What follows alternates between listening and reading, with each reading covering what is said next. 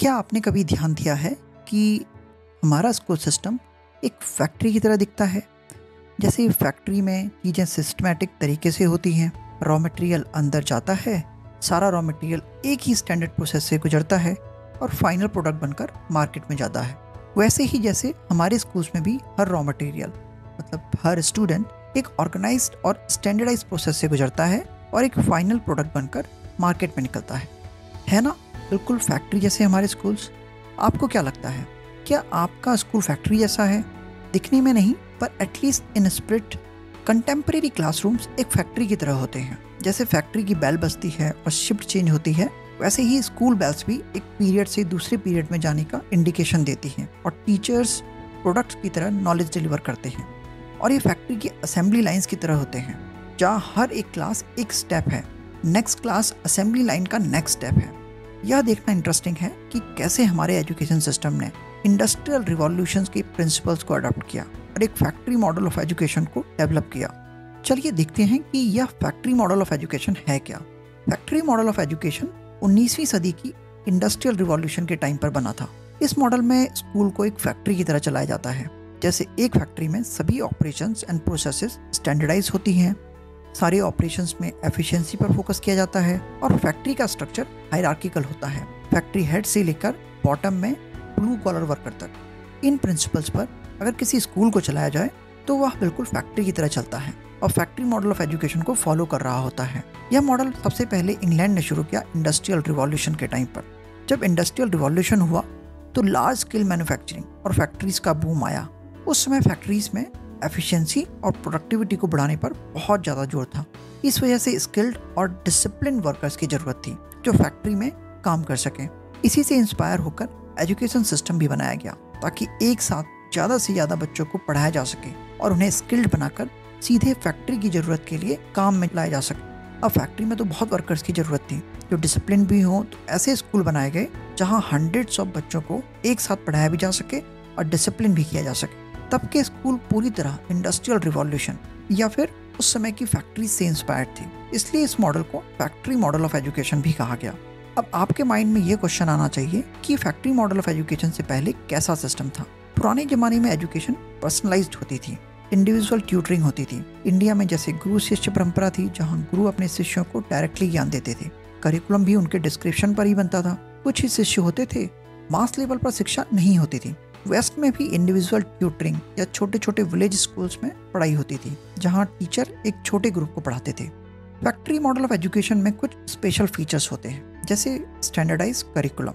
सब बच्चों को सेम चीज़ पढ़ाई जाती है, same book, same topic, same curriculum, चाहे आपको उस सब्जेक्ट या टॉपिक में इंटरेस्ट हो या नहीं। एज बेस्ड ग्रुपिंग, इस सिस्टम में बच्चों को उनकी एज के हिसाब से एक क्लास में रखा जाता है। बच्चों की एबिलिटी चाहे किसी भी लेवल की हो, आपकी एज ही डिसाइड करेगी कि आप कौन सी क्लास में पढ़ते हो।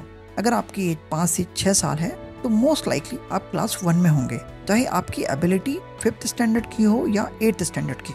फिक्स टाइम टेबल, एक फैक्ट्री की तरह ही स्कूल का दिन भी फिक्स पीरियड्स में डिवाइड होता है। यूनिफॉर्म असेसमेंट, बच्चों के परफॉर्मेंस को स्टैंडर्डाइज टेस्ट से मेजर किया जाता है इस सिस्टम में।